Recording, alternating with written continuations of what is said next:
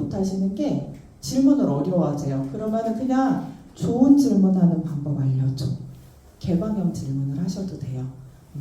내가 어떤 농산물 제품을 지금 하고 있는데 브랜드명을 조금 짓고 싶어. 사과 농장을 하고 있어. 근데 브랜드명을 한번 바꾸고 싶어. 요즘 MZ 세대들이 혹할 만한 예쁜 브랜드 이름 5가지만 추천해줘. 하는 브랜드 이름 추천해 주는 거예요. 내가 지금 하는 내 제품을 설명을 해주고 이 제품을 홍보하는 유튜브 영상을 쇼츠로 60초 이내로 제작하려고 그래. 유튜브 대본 작성해줘 하면은 10초 만에 나와요. 유튜브 대본도. 그런 식으로 쓰시는 거. 질문을 어떻게 해야 되지? 라고 고민하시면 얘랑 친해질 수 없어요. 그냥 얘기하시면 돼요. 대화하듯이. 괜찮아요? 욕하시면 안 돼요. 욕하시면은요, 뒤에 부분에 설명을 해드릴 건데, 제가 저번에 실습을 하는데 제가 챗GPT한테 존댓말을 하거든요. 사업 계획서 초안을 써주세요. 아니면 뭐 그림을 그려주세요. 이런 식으로 하니까 어떤 교육생분이 저한테 왜 챗GPT한테 계속 존댓말 하세요? 그러시더라고요. 근데요, 챗GPT는 크롬 브라우저에서 지메일 계정으로만 가입이 가능하시거든요. 그러면은 내 지메일로 로그인해서 나랑 대화하는 챗GPT예요. 그래서 이따 주의사항 할 때 또 말씀을 드릴 건데, 그러면 얘랑 나랑 1대1로 대화를 지금 하는 거거든요. 내 계정으로. 그러면 욕을 하거나 반말을 하거나 하는 것보다 존댓말로 예의 있게 얘한테 뭔가를 요청했을 때 결과물이 더 좋다라는 연구 결과가 있어요. 실제로. 예, 그래서 존댓말 써주시면 좋고요. 욕 같은 거는 하면 왜 안 되냐면, 어서오세요. 결과물이 더 안 좋기도 하지만 중요한 거 설명드릴 거예요. 챗GPT가 나한테 내가 사업계획 써줘, 그림 그려줘, 뭐에 대해서 알려줘 하고 나한테 답변을 주잖아요. 그럼 그 답변 얘가 어디서 가져오는 걸까요? 방금 정답 나온 것 같아요. 다 맞아요. 구글, 뭐 인터넷, 네, 다 맞아요. 온라인에 돌아다니는 데이터를 학습을 하는 거, 쉽게 말하면. 그러면 온라인에 돌아다니는 데이터는 100% 사실이에요? 사실이 아닐 수도 있어요? 사실 아닐 수도 있어요. 그쵸. 굉장히 중요한 거예요. 챗GPT나 인공지능이 나한테 어떤 결과물을 준 거는 100% 사실이 아닐 수도 있어요. 그래서 완벽하지 않다는 거예요. 근데 이거를 그냥 내 친구한테 한번 봐 하고 보내는 거나 뭐 편지를 쓴다거나 그냥 공유하는 자료로 쓸 때는 상관이 없지만, 업무 보고서로 낸다, 사업 계획서로 낸다, 아니면 어디에 좀 신빙성 있는 자료로 제출을 할 때는 반드시 팩트 체크를 하셔야 돼요.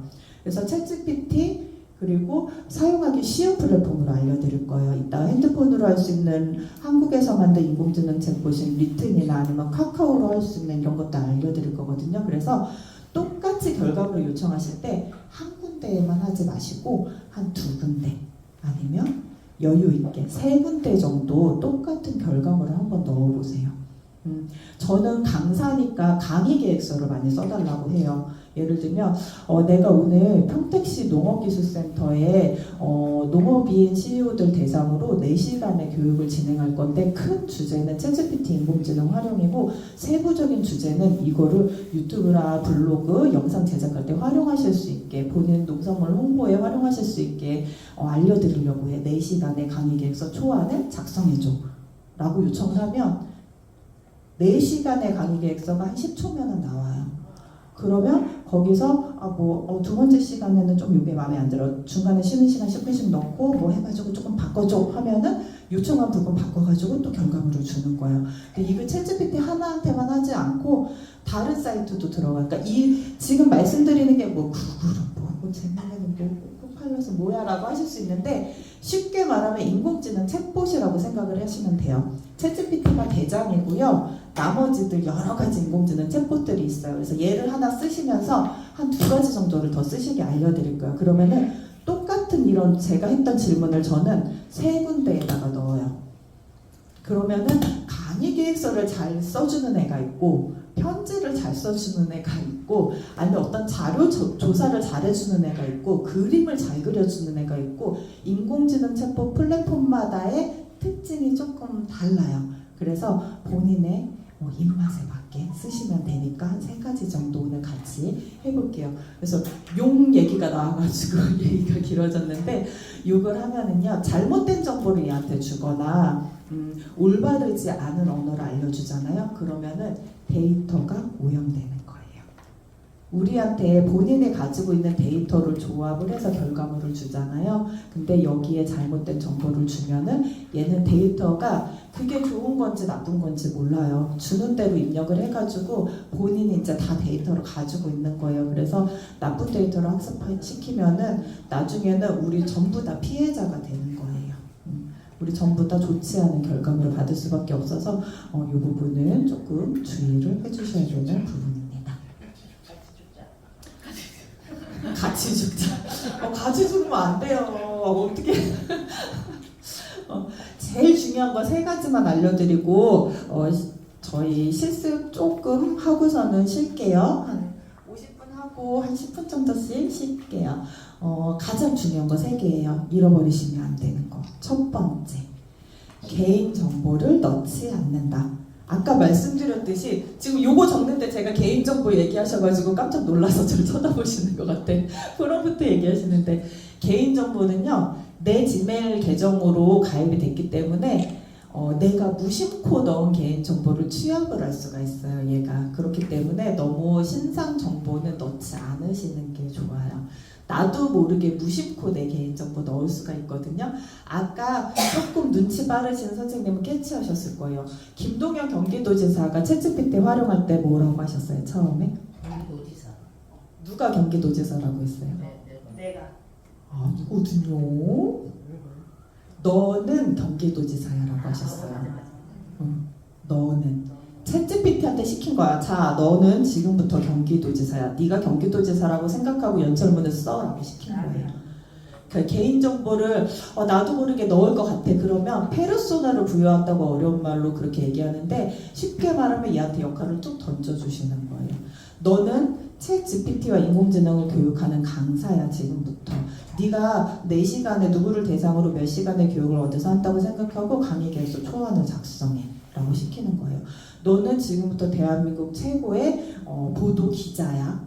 아니면 뭐 어떤 카피라이터야. 그러면서 주제를 던져준 다음에 이걸 주제로 보도자료 초안을 작성해줘.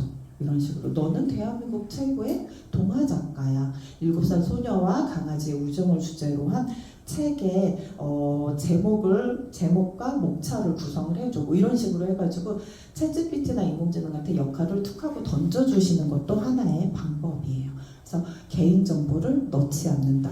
두 번째, 3가지 다 너무 중요해요. 근데 첫 번째, 두 번째는 너무너무 중요해요. 그래서 첫 번째 개인정보 넣지 않으시고, 두 번째는 반드시 팩트체크를 해야 된다니까 이거를 인지하셔야 돼요. 챗GPT나 인공지능이 주는 결과물은 100% 사실이 아닐 수도 있다라는 걸 반드시 인지를 하셔야 돼요.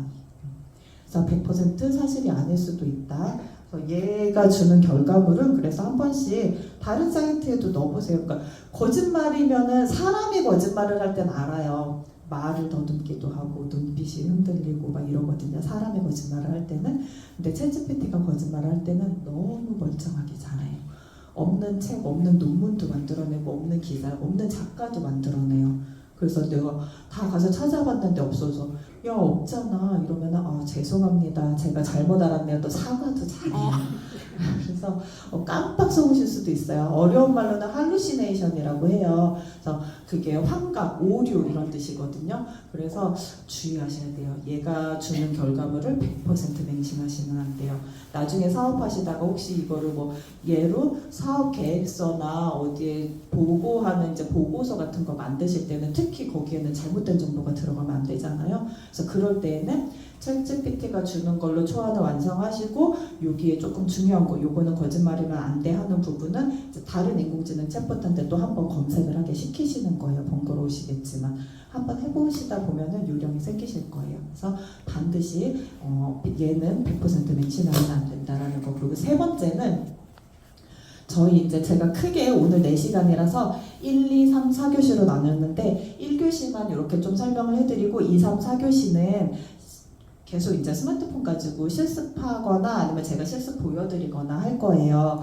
근데 프롬프트라는 말을 굉장히 많이 할 거예요. 이게 인공지능 시대에 새로운 직업들이 많이 생겨날 거라고 하잖아요. 그 중에 하나 생겨난 직업이 프롬프트 엔지니어라는 직업이 있어요. 미국에서는 3, 4억대 연봉을 받고요. 우리나라에서도 억대 연봉 받는 프롬프트 엔지니어들이 많이 있어요. 프롬프트가 뭐냐면 쉽게 말하면 챗GPT나 인공지능한테 내가 요청하는 모든 질문, 명령을 프롬프트라고 해요. 호랑이 그려줘, 사업계획서 써줘, 업무보고 써줘, 이메일 작성해줘, 이런 것들을 프롬프트라고 합니다. 그래서 이따가 프롬프트 넣어볼게요, 프롬프트 뭐 할게요 라면서 프롬프트라는 말을 굉장히 많이 쓸 거예요. 근데 프롬프트는 아까 설명드렸죠. 프롬프트를 어떻게 넣느냐에 따라서 결과물이 달라져요. 초등학생 생일 선물 추천해줘라. 초등학교 5학년 활동 중인 남자아이에게 줄 만한 생일 선물을 금액 5만 원 이내로 3가지 추천해줘의 결과물은 다를 거란 얘기죠. 그래서 질문의 내용은 구체적이어야 돼요. 이한테 최대한 많은 재료를 주신다고 생각을 하시면 돼요. 근데 첫 번째 못 줬어. 이것도 말해줬어야 되는데 못 줬어. 그러면 추가적으로 얘랑 주거니, 받거니, 주거니, 받거니 하면서 얘기를 하시는 거예요. 첫 번째 못 넣은 정보는. 쉽게 말하면 제가 작년 봄쯤에 총 동문회 보낼 축사를 써서 보내달라고 학교에서 요청을 받았어요. 근데 저는 그런 글을 작성을 해본 적이 없거든요. 그래서 챗GPT한테 들어가서 시켰죠. 자, 너는 지금부터 땡땡 초등학교 학부모 회장이야. 이 학교에 총 동문회에 보낼 축사를 A4 한 페이지 분량으로 작성해줘라고 해서 얘가 초안을 작성을 해줬어요. 근데 까먹었어요. 그리고 마음에 안 들어. 그래서 다시 요청했어요. 고마워. 마음에 드는데 앞부분에 지금 봄에서 여름으로 넘어가는 시즌이니까 계절에 대한 인사를 아주 자연스럽게 추가해줘 라고 했더니 그 부분을 추가해서 금방 10초 만에 또 휘리릭 만들어줬어요. 근데 선생님들에 대한 뭔가 없는 것 같아. 그래서 다시 마음에 드는데 끝부분에 교장, 교감 선생님과 총동문회 회장님에 대한 감사 인사를 자연스럽게 넣어서 글을 마무리해줘 했더니 얘가 또 그 부분 수정해서 딱 다시 만들어줘요. 이런 식으로 내가 한 번에 뭔가 다 정보를 주지 못했다 그럼 얘랑 대화를 주거니 받거니 주거니 받거니 하면서 내가 이 정도면 쓸만하다 하는 결과물이 나올 때까지 계속적으로 요청을 하시면 돼요. 어렵게 생각하지 않으셔도 돼요. 그래서 프롬프트가 중요하다, 굉장히 중요하다. 이렇게 3가지예요.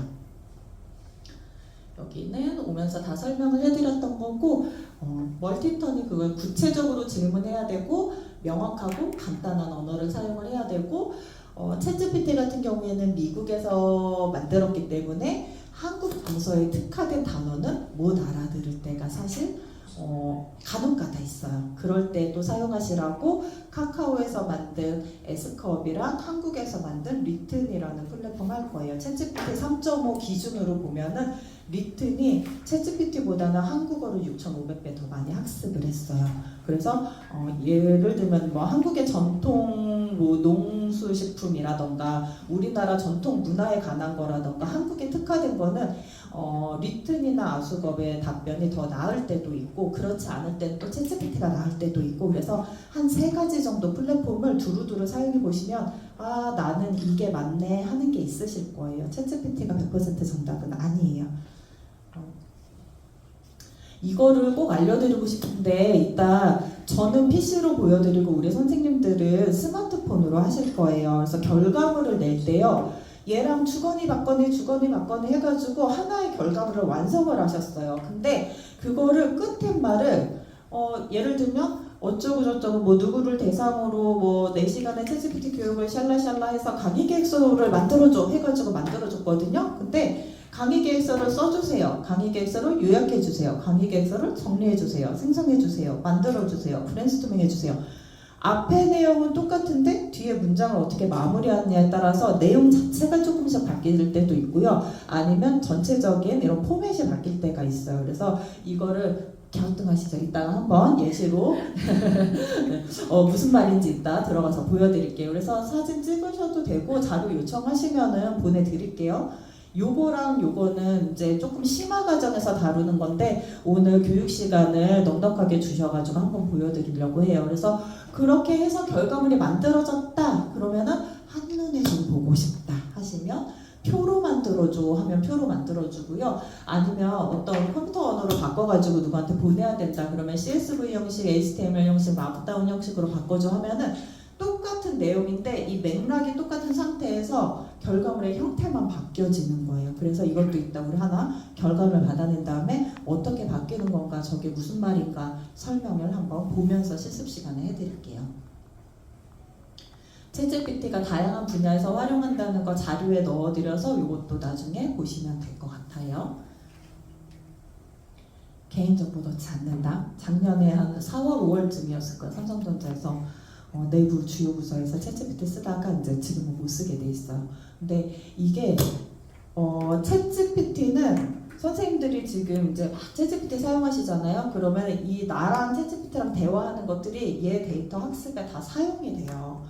그래서 이제 거기에 데이터 학습하는데 삼성전자의 자료가 들어갔다 해서 난리가 난 거지, 이제 그 데이터가 들어가서 삼성전자에서 직접적으로 뭔가 피해가 발생하진 않았어요. 근데 어쨌든 대기업에서 본인들의 중요한 그런 기밀이 누출이 됐다는 거는 중요한 문제죠. 그래서 한번 논란이 됐었는데, 그래서 우리 개인들도 개인정보를 넣지 않도록 주의를 해야 된다라는 부분 다시 한번 강조하고 넘어갈게요. 저희 챗GPT는 2교시에 하고요. 시간이 조금 애매하게 잘릴 것 같아서 저희 우리 선생님들 쉬는 시간 갖기 전에 에스크업 한번 가볍게 들어볼게요. 저희 뒤에 선생님 3분이 오셨어요. 예, 오늘 도와주시려고 핸드폰 혹시 잠깐 일어나서 뒤에 한번 봐주세요. 이렇게 선생님 3분 계시거든요. 인사해주세요. 오늘 조금 스마트폰으로 하시는데 제가 계속 막 돌아다니면서 막 해드리면은 수업 시간 너무 많이 할애되고 빨리빨리 못 따라오시면은 그분도 이렇게 해드리고 하면은 수업 시간 아깝잖아요. 그래서 도와주신다고 오늘 오셨으니까 하시다가 잘 모르시면은 여기요 하지 않으셔도 손만 살짝 올리시면 바로 갑니다. 아셨죠? 그래서 저희 카카오톡에서요 에스컵 사용해 보신 선생님 혹시? 와, 역시 두 분. 네, 상단에 보시면은요, 이렇게 돋보기 모양 있어요. 돋보기 모양 누르신 다음에 에스크업, ASKUP